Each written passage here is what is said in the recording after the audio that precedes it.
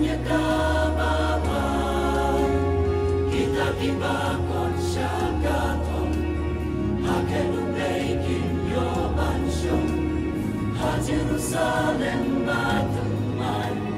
juna mandaten wan kinyerwan wala daun si umble si singkas ki ulat rey henry kan nang yan kisri kipor kamen sim kanang dupor desa tanggumen si bago ubat pengempatiani Manginyolong ibayayne Natadugat agasi Askanya kata Panginoon Ekatageng ublay umang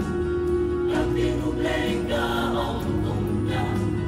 Askanya kababa Kita kibakot siya katong Hagenublay inyo mansyong Ha Jerusalem bateman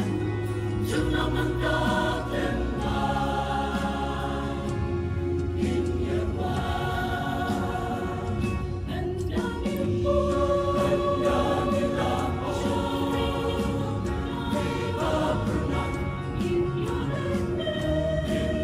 panlengwe